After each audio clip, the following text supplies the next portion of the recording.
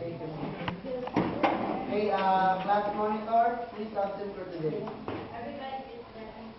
Okay, very good. Please get one and pass this parcel and write your name on the top of the paper. And you try to find the following words: the anaphase, telophase, metaphase, and the prophase. You try to find the words, and I will give you 1 minute for that.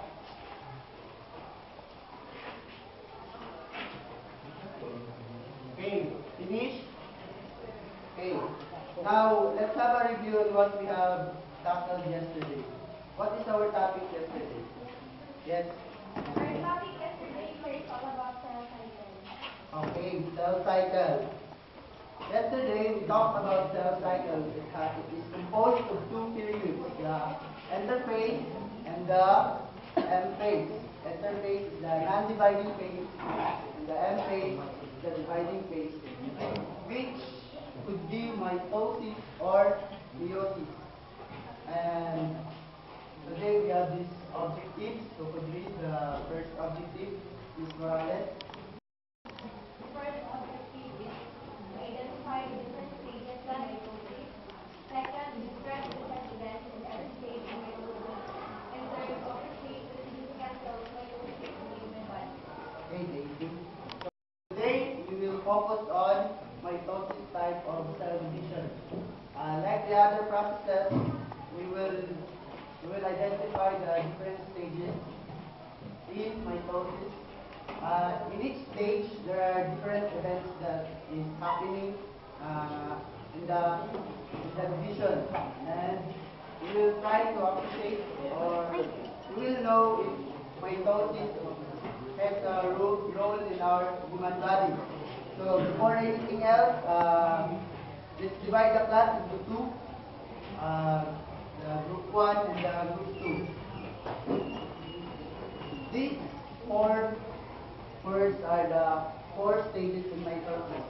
You have the arrow, you try to guess or get the right sequence of the stages in mitosis. So group 1 and group 2.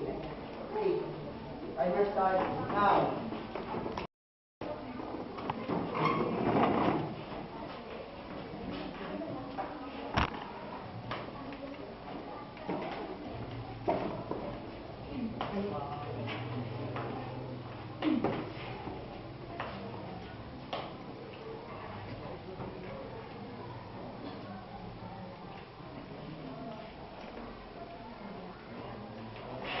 So I guess the two groups same answer.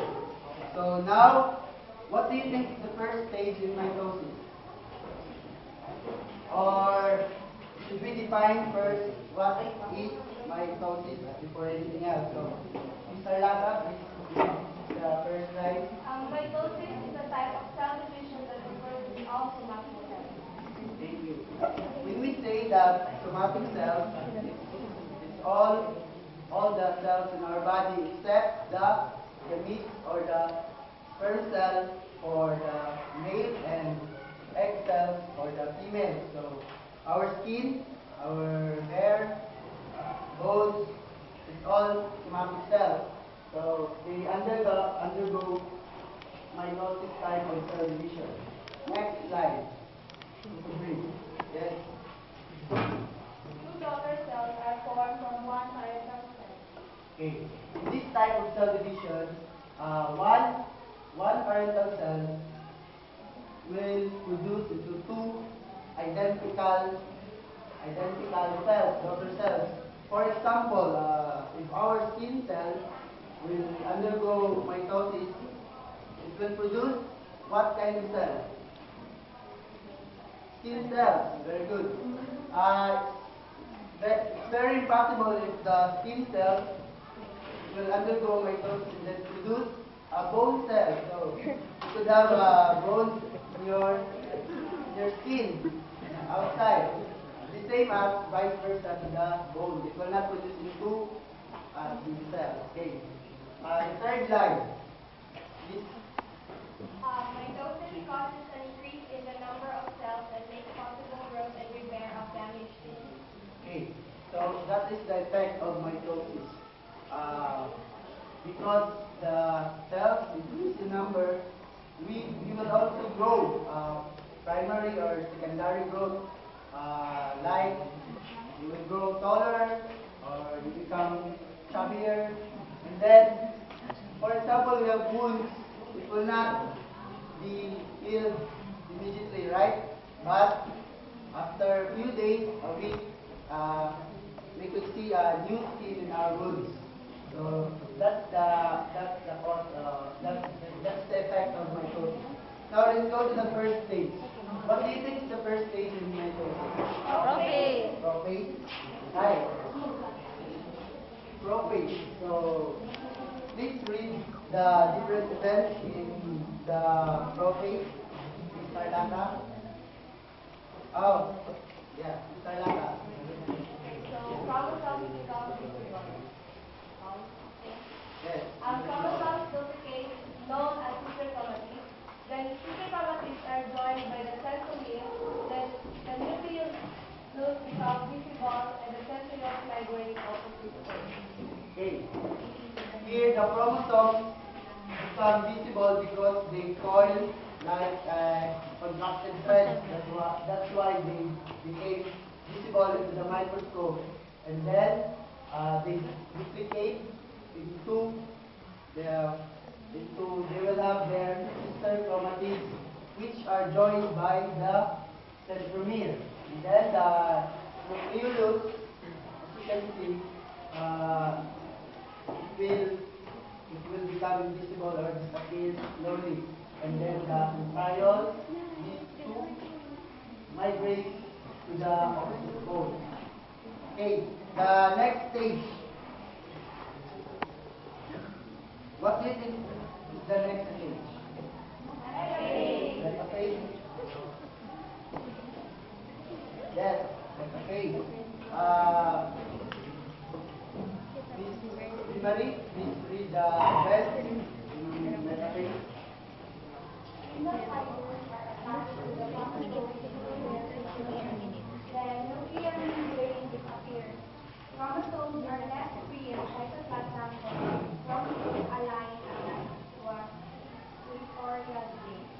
Thank you. So now, as you can see, like the Earth, there's no such a line that is we could call an equator, but it's an imaginary. The chromosomes align in an equatorial plane, and then the spindle fibers. Now you can see the spindle fibers. It was attached to the centromere of the chromosome. For the next stage. What? What? Anaphase. Are you sure? Yes, sir. Anaphase? Yes. You're so brilliant. Anaphase. Please read the different events in that. Two sets of chromosomes gather at opposite poles. Nuclear membrane forms around each daughter cell, and chromosomes deploy. Okay.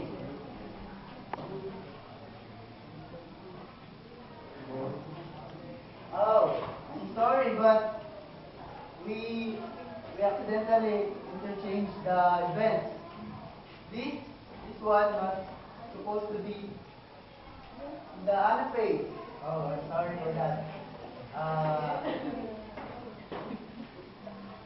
In anaphase is the shortest stage in mitosis. What happens here is just the moving of the sister chromatids toward opposite poles. Oh, I'm sorry. So I guess you know what's the last stage. Okay, the telophase. Okay, for telophase, now you can see almost two cells, but it's not yet. They are not yet separated. So in here, in this pole, there are two cells of identical chromosomes, and they, as you can see, you cannot see the chromosomes because it's uncoiled. And then the division of the cytoplasm is not a part of the mitosis, but it belongs to the cytokinesis, the division of cytoplasm. Then after that, you have two new daughter cells, which is identical to the parent cell. Okay. Now, who is the winner for our activity? Okay. Now, all of you will have 10 points for getting the right sequence. Now, you please get 1/4 sheet of paper for our short quiz.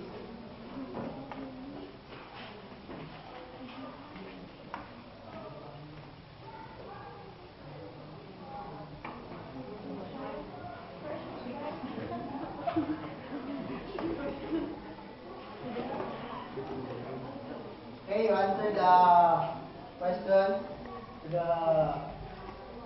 the first part. Identify which of the following is one of the stages in mitosis. There are 4 choices, so you find the one that is belongs to the stage of mitosis. For the second part, you match the column A with column B. So you write the letters on the when finished, you pass the papers to the center aisle.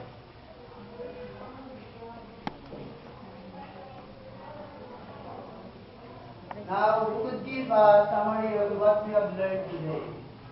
Yes, Ms. Pineda.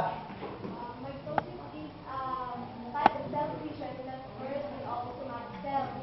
The 4 stages in mitosis are prophase, metaphase, anaphase, and telophase. Mitosis is important in our body because it increases the number of cells and makes a possible repair in our body. Thank you. So, for your assignment, in a short bond paper, make a flow chart showing the proper sequence of the different stages in mitosis. You include pictures and descriptions in each stage. Okay? Yes, sir. Okay, goodbye class.